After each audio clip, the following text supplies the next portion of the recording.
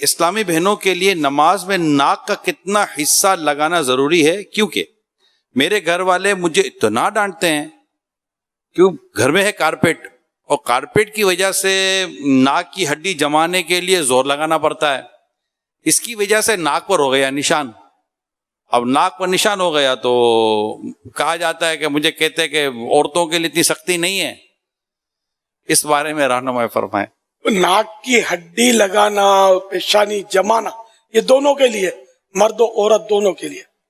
تو اگر وہ واقعی ایسا کارپیٹ ہے نرم، کارپیٹ یوں نرم بنتا ہے کہ ایک تو کارپیٹ تھوڑا موٹا ہوتا ہے، موٹا نہ بھی ہو تو نیچے سے آج کل فوم بچھاتے ہیں تو اب یہ نرم ہو جاتا ہے۔ اب اس پر نماز پڑھنا جو ہے نا، یہ واقعی بڑا دشوار ہے۔ خشوع کا تو سوال ہی نہیں ہے کہ خشوع اور خضوع آئے اس میں، کہ وہ آدمی اسی میں تھوڑا زور آزمائی کرتا رہے گا کہ کسی طرح میری پیشانی جم جائے اور ناک کی ہڈی لگ جائے۔ ہاں، ناک کی ہڈی تو خیر لگ جاتی ہے، لیکن پیشانی جو ہے نا، یہ جمانا مشکل ہوتا ہے۔ تو یہ کہ وہ جو محترمات جو ہیں، ان کو ناک پر زور لگانے کے بجائے پیشانی پر یہ توجہ دیں۔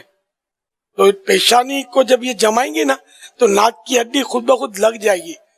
ہاں، جبکہ یہ کہ ناک اونچی نہ رکھی ہو، یعنی سیم مطلب یہ دبائیں گے نا تو زور پیشانی کو دے کہ ناک کی ہڈی لگنا واجب ہے اور پیشانی کا جمنا فرض ہے، دونوں میں فرق ہے۔ ہڈی لگ گئی کافی ہے، اب یہ اس نے جمائی یہ ناک کی ہڈی تو اب داغ پڑ گیا، اب وہ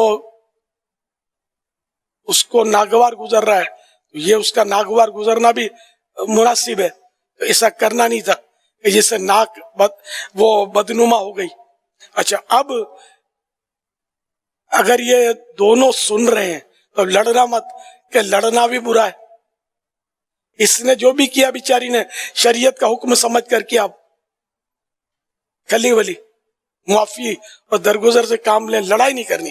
کہ لڑنا بھی تو کوئی شریعت میں اچھی بات نہیں ہے نا، پھر دل آزاری کی صورت ہوگی، پھر وہ گھر خراب بھی ہوتے ہیں اس میں بعض اوقات، روٹ بند، میکا، سسرال الگ الگ، پھر وہ مورچہ بندی 1 2 3 بہت کچھ ہو جاتا ہے بعض اوقات۔